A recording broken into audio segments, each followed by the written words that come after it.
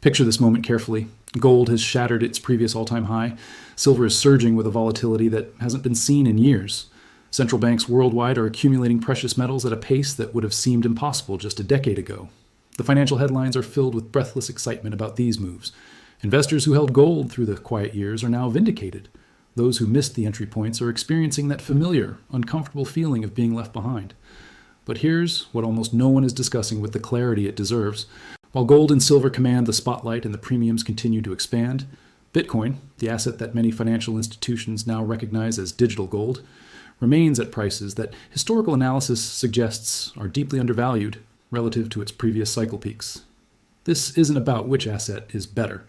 That's the wrong question entirely, and it's the kind of thinking that causes investors to make emotional decisions they later regret. This is about understanding what's actually happening in the global financial system right now. It's about recognizing the difference between an asset that has already made its major move and an asset that may be in the early stages of its own significant repricing. Over the next 25 minutes, we're going to examine this situation with the seriousness it deserves. We'll explore why precious metals are moving now, what this tells us about the broader economic environment, and why Bitcoin's current positioning represents something that rational investors should understand deeply, regardless of whether they choose to act on that information. More importantly, we'll discuss how to think about this moment if you're already holding assets, and how to think about it if you're considering entering positions. We'll cover the mistakes that destroy wealth during volatile periods, and we'll establish a framework for making decisions based on strategy rather than emotion. This isn't financial advice. You'll make your own decisions based on your own circumstances and risk tolerance. But by the end of this discussion, you'll have a clearer understanding of what's unfolding, why it matters, and how to approach this environment with discipline rather than fear or greed. Let's begin. Gold recently pushed past its previous all-time highs, reaching levels that many analysts didn't expect to see until later in the decade.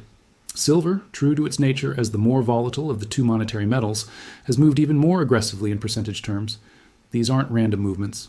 When you see precious metals making coordinated moves of this magnitude, you're watching the financial system send a signal. The question is, what exactly is that signal telling us? First, let's establish what's driving this. Central banks have been net buyers of gold for over a decade now, but the pace accelerated significantly in the past few years. Countries that traditionally held the majority of their reserves in US dollars have been systematically diversifying into gold. This isn't speculation.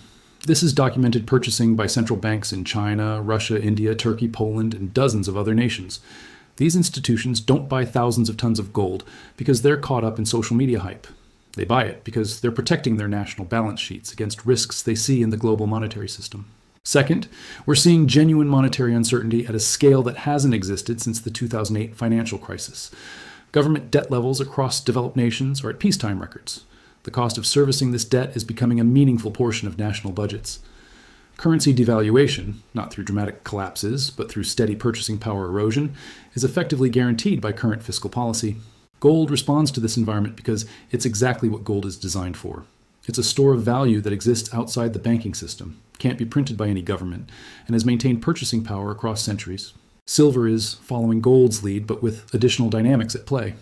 Industrial demand for silver, particularly in solar panels, electronics, and emerging technologies, is creating supply tensions that didn't exist in previous decades. Silver serves dual roles, both as a monetary metal and as an industrial commodity. This gives it unique characteristics during periods like this. Here's what you need to understand about market psychology during precious metals rallies. These moves bring out very specific behaviors in different types of investors. Those who held gold through the consolidation periods feel validated and often become more confident in their positions. Those who dismissed precious metals as boomer investments or relics begin questioning their assumptions. The financial media amplifies the move, and suddenly everyone from your neighbor to your coworkers is talking about gold. This is when premiums expand. This is when dealers run low on physical inventory. This is when coins that trade near spot price suddenly carry significant markups. And this is precisely when the most dangerous investor behavior emerges: chasing performance. When an asset has already made a substantial move, the risk-reward profile has fundamentally changed. You're no longer buying at the beginning of a cycle. You're buying after a significant portion of the move has already occurred. This doesn't mean the asset can't go higher. It certainly can, but it means your margin of safety has diminished. Professional investors understand this instinctively. They think in terms of risk-adjusted returns and position sizing relative to where an asset sits in its cycle. Retail investors, unfortunately, often do the opposite. They become most interested in an asset after it's made headlines by going up significantly. Now let's discuss the elephant in the room: Bitcoin. If you compare Bitcoin's current price to its previous cycle peak in late 2021, it's still trading well below those levels when adjusted for inflation. In nominal terms, it's recovered significantly from the bear market lows, but it hasn't yet experienced the kind of parabolic advance that characterized previous Bitcoin cycle peaks. This is unusual, and the reason it's unusual tells us something important about market cycles. Bitcoin tends to move in roughly 4-year cycles, correlated with its mining reward-halving events.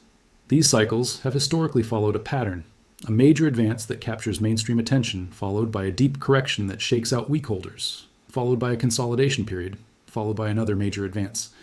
The recent halving occurred in April 2024.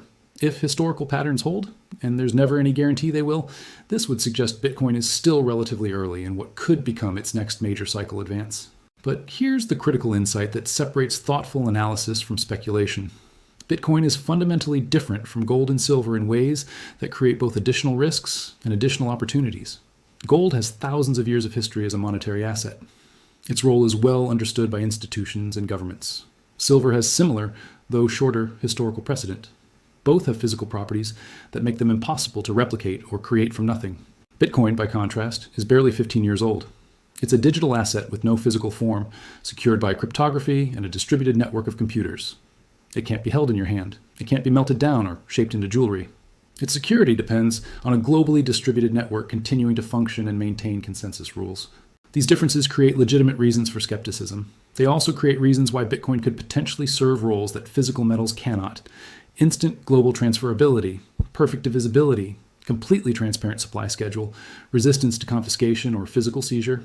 To understand why both precious metals and Bitcoin are relevant right now, you need to understand the macroeconomic environment we're operating within. We're living through a period of significant monetary experimentation. Since 2008, central banks have deployed policy tools that would have been considered radical or impossible in previous eras: quantitative easing, negative interest rates, direct government financing through central bank asset purchases. These became normalized.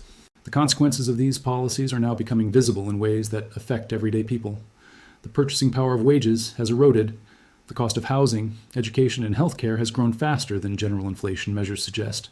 The gap between asset owners and non-asset owners has widened significantly. This isn't a political statement. It's mathematical reality. When you expand the money supply significantly while keeping interest rates artificially low, asset prices rise faster than wages. Those who own assets benefit. Those who don't fall further behind.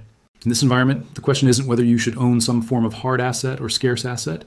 The question is, which forms make sense for your specific situation: risk tolerance and time horizon. Gold and silver are answering this question for investors who prioritize long historical precedent, physical possession, and acceptance by traditional financial institutions. Bitcoin is answering it for investors who prioritize digital native properties, network effects, and potential for adoption by younger generations who've grown up with digital technology. Neither answer is wrong. They're addressing slightly different aspects of the same underlying problem: how to preserve and grow wealth when traditional fiat currencies are being systematically devalued. Here's a technical detail that matters enormously, but gets insufficient attention. Bitcoin's supply is absolutely fixed at 21 million coins. This isn't a policy that can change. It's written into the protocol at the most fundamental level.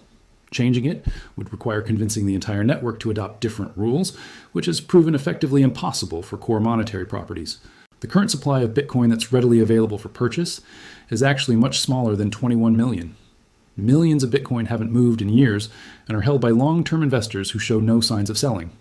Additional millions are held by institutions like MicroStrategy, Tesla, and various Bitcoin ETFs that purchased specifically to hold long-term. When you factor in lost coins, Bitcoin that's inaccessible due to lost private keys, the actively traded supply shrinks even further. This creates an interesting dynamic. If demand for Bitcoin increases even modestly, there's very limited supply available to meet that demand without significant price increases. This is basic economics. Inelastic supply plus increasing demand equals price appreciation. The question becomes, why hasn't demand increased yet while gold demand has surged? The answer likely relates to institutional adoption timelines and investor psychology. Gold is familiar. It's what central banks have always bought during uncertainty. It's what your grandparents understood. Bitcoin requires a different conceptual framework, and institutions move slowly when adopting genuinely new asset classes. But the adoption is happening. Bitcoin ETFs now exist and are accumulating significant assets under management. Major financial institutions that dismissed Bitcoin 5 years ago now offer custody services. Countries like El Salvador have made it legal tender, regardless of what you think about that decision's wisdom. This adoption creates a dynamic where Bitcoin could remain relatively quiet for extended periods, then move very rapidly once institutional demand accelerates. This is exactly what happened in previous cycles.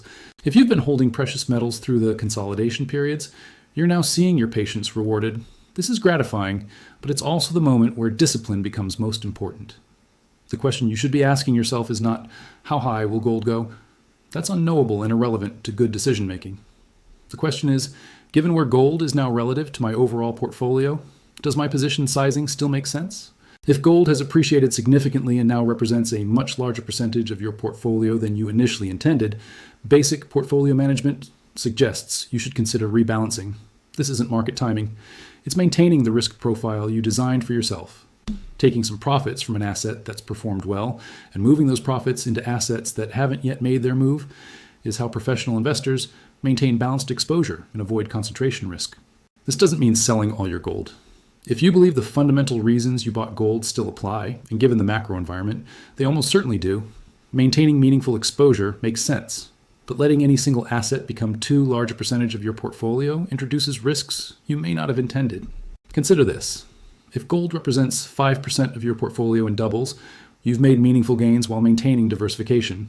If gold represents 50% of your portfolio and drops by 30% in a correction, you've just experienced severe portfolio damage that could take years to recover from. Balance matters more than conviction. If you accumulated Bitcoin during the bear market, when prices were lower and sentiment was extremely negative, you're in an enviable position. You bought when everyone else was fearful, which is exactly what rational investing looks like. The temptation now is to become impatient. You see gold making new highs. You see silver surging. You're holding an asset that you believe has tremendous potential but hasn't yet made its major move. This creates psychological discomfort. Resist the urge to chase. Resist the urge to sell Bitcoin just because something else is moving right now. Market cycles don't move in perfect synchronization. Often one asset class leads while others lag, then leadership rotates. In the 2020-2021 cycle, Bitcoin moved first, reaching its peak in November 2021. Gold had already peaked months earlier and was in a consolidation phase. Then both entered bear markets, though at different times and with different magnitudes. The fact that gold is moving now while Bitcoin remains relatively quiet doesn't invalidate Bitcoin's potential. It might actually suggest that Bitcoin's turn is coming, particularly if the same macroeconomic forces driving gold, monetary uncertainty, currency debasement, institutional diversification, eventually manifest in Bitcoin markets with similar or greater intensity. Your focus should be on position sizing and risk management, not on day-to-day price movements. If you believe Bitcoin's long-term fundamentals remain intact, if you believe adoption will continue growing, if you believe the fixed supply and growing demand will eventually express themselves in price, then short-term price consolidation is noise, not signal. Use this time to ensure your holdings are properly secured. Review your custody solutions. Make sure your recovery phrases are backed up and stored securely in multiple locations. Verify that your heirs know how to access your Bitcoin if something happens to you. These practical matters are more important than watching charts. You're watching precious metals surge and wondering if you should buy now. This is a difficult position because you're entering after a significant move has already occurred. Here's the honest assessment. You're not getting the prices that early buyers received. The risk-reward ratio has shifted. This doesn't mean gold and silver can't go higher. They absolutely can. But it does mean you're accepting different entry conditions than those who bought earlier. If you have no exposure to precious metals and you believe the fundamental case for owning them is sound, currency debasement, monetary uncertainty, central bank buying, geopolitical tensions, then establishing some position makes sense even at elevated prices, but that position should be sized appropriately for someone entering after a move rather than before one. Consider dollar cost averaging rather than making a single large purchase. This allows you to build a position over time, reducing the risk that you buy as the absolute top before a correction. It also helps discipline your emotions, because you're following a systematic plan rather than making fear-based or greed-based decisions. Understand the difference between paper gold and physical gold. ETFs and futures contracts give you price exposure, but they're not the same as holding physical metal. If your thesis is that gold is insurance against system-wide financial problems, then paper derivatives may not actually provide the protection you are seeking. Physical gold that you possess directly is what provides insurance properties. But physical gold comes with costs: storage, insurance, verification, and premiums over spot price when buying from dealers. These costs matter and should factor into your calculations. If you have no Bitcoin exposure and you're wondering whether now is the right time to establish a position, here's the framework you should use. First, do the educational work. Bitcoin is complex. It requires understanding concepts like cryptographic keys, blockchain technology, network consensus mechanisms, and custody security. If you don't understand these basics, you're not ready to invest meaningful capital. You're gambling, not investing. Take the time to understand what Bitcoin actually is, how it works, and why it has value to those who hold it. Read thoughtful critiques from intelligent skeptics, not just promotional material from advocates. Understand both the bull case and the bear case. Make sure you can articulate both positions clearly. Second, understand your own risk tolerance honestly. Bitcoin is volatile. It has experienced multiple drawdowns of 70% or more. Can you psychologically handle watching a position drop by half without panic selling? If not, either don't invest in Bitcoin or invest only in amounts so small that those drawdowns won't affect your decision making. Many investors claim they can handle volatility until they actually experience it. There's a massive difference between theoretically accepting that Bitcoin could drop 50% and watching it actually happen to your money in real time. Third, if you decide to invest, start small and scale over time. This is especially true if you're entering during a period when prices have already recovered from previous lows. You don't need to establish your full intended position immediately. Give yourself time to learn, to experience how Bitcoin actually trades, and to build conviction through direct experience. Fourth, take custody seriously from day one. More Bitcoin has been lost to poor security practices than to almost any other cause. Use reputable hardware wallets. Never keep significant amounts on exchanges. Back up your recovery phrases properly. Learn best practices before you need them, not after you've already made expensive mistakes.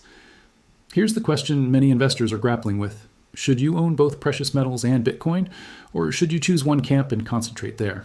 The intellectually honest answer is that both assets serve similar functions. Protection against currency debasement, store of value properties, assets that exist outside the traditional banking system, but they do so in different ways with different risk profiles.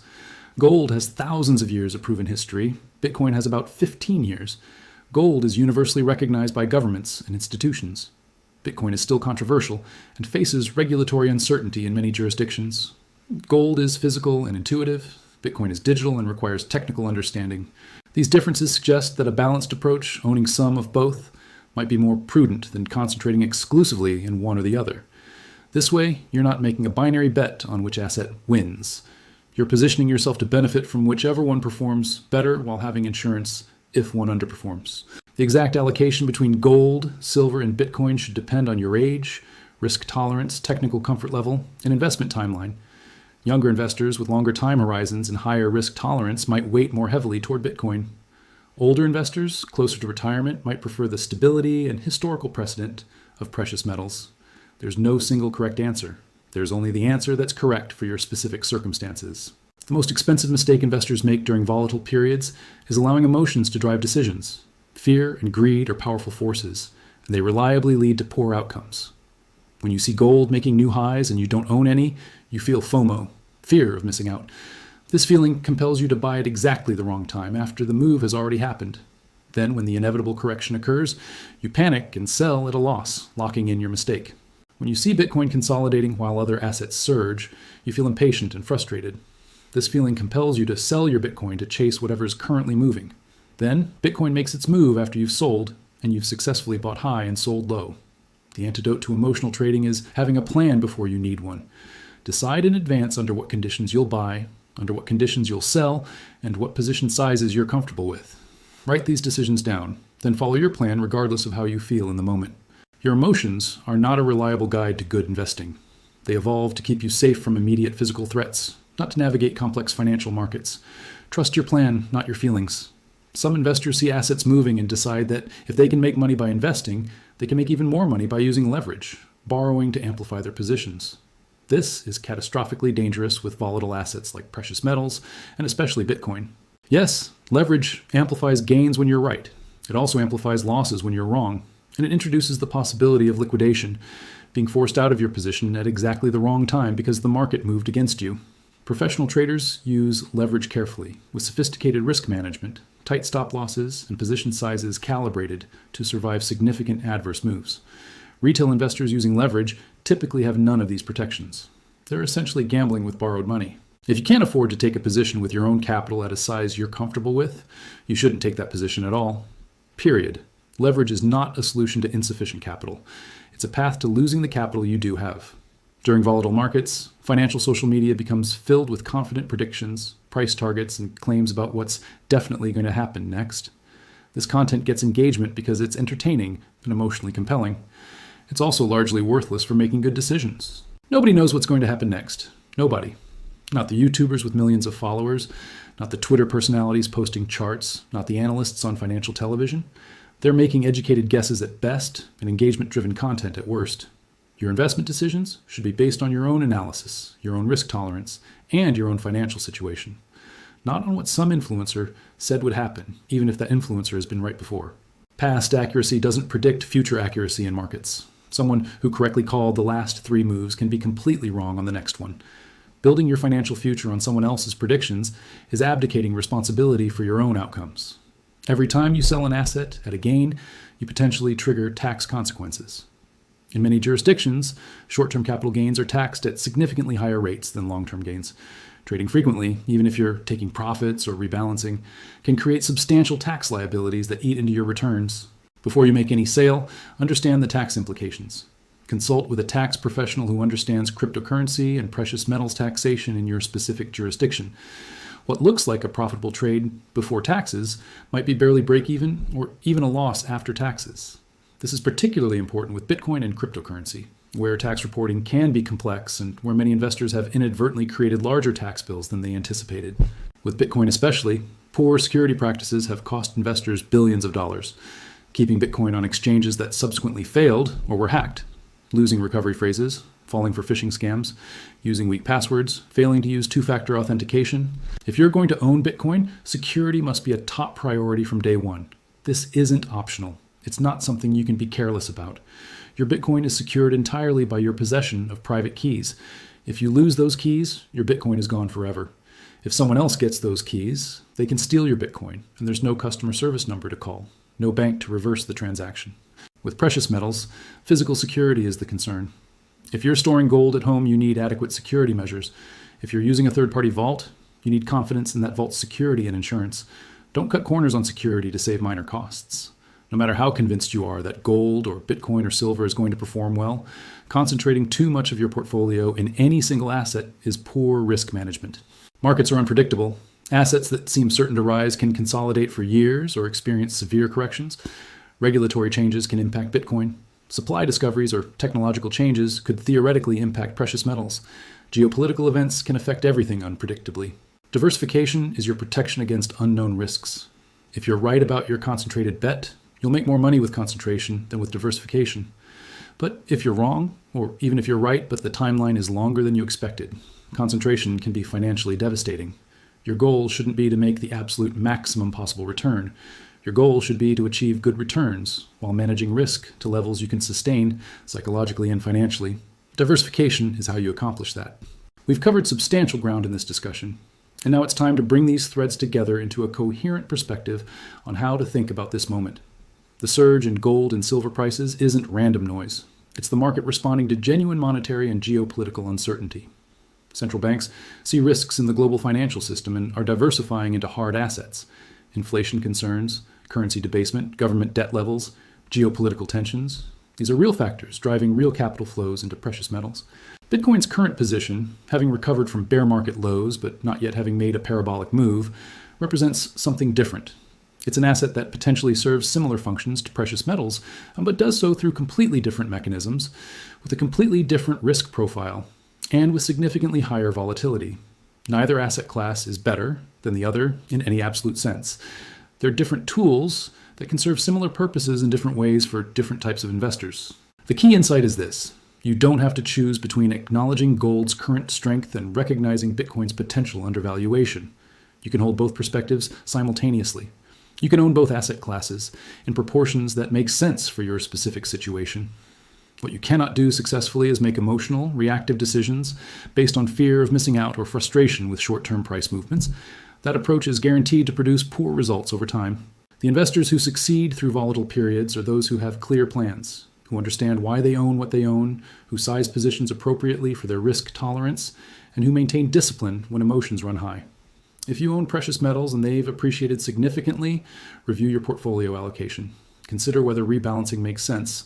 Don't get so attached to winning positions that you let them become dangerously oversized relative to your overall portfolio. If you own Bitcoin and you're frustrated that it hasn't moved while other assets have, Remember that patience is often rewarded in markets. Remember that Bitcoin tends to move in cycles, and those cycles don't perfectly align with precious metals cycles. Focus on fundamentals, security, and position sizing rather than short-term price action. If you're considering entering positions in either gold or Bitcoin, do so thoughtfully and systematically. Don't chase performance, don't use leverage. Start with position sizes small enough that volatility won't force you into emotional decisions. Scale in over time rather than trying to time a perfect entry. Most importantly, understand that no one can predict short-term price movements with any reliability. What you can do is position yourself intelligently based on fundamental analysis, manage your risk appropriately, and maintain the discipline to stick with rational strategies even when markets behave irrationally. The macroeconomic environment that's driving precious metals higher, currency debasement, monetary uncertainty, institutional diversification away from pure fiat holdings, isn't going away. If anything, these trends are likely to intensify as government debt burdens become harder to manage, and as the consequences of decades of monetary experimentation become more visible. This suggests that both precious metals and Bitcoin are likely to remain relevant for the foreseeable future. The question isn't whether you should pay attention to these asset classes. The question is how much exposure makes sense for you and how you should manage that exposure through the volatility that will inevitably occur. Final thoughts to carry forward. Your financial security doesn't come from perfect market timing or from catching every move in every asset. It comes from consistent, disciplined investing over long periods. It comes from managing risk appropriately. It comes from avoiding catastrophic mistakes rather than from making brilliant winning trades. The market environment we're in rewards patience, discipline, and rationality. It punishes emotional reactivity, over-leveraging, and chasing performance. You have the information you need to make thoughtful decisions. You understand the dynamics driving precious metals. You understand Bitcoin's current positioning and potential. You know the mistakes to avoid and the principles to follow. Now it's about execution. It's about making a plan that fits your circumstances, writing that plan down, and having the discipline to follow it regardless of what markets do day to day. The opportunities exist for those who approach them rationally. The risks are equally real for those who approach them emotionally. Which investor will you choose to be? The answer to that question will determine your outcomes far more than any particular asset's price movements. Stay disciplined, stay rational, and remember that long-term wealth is built through consistent good decisions, not through gambling on short-term price movements. Thank you for your time and attention. Now go forward and apply these principles with the seriousness they deserve.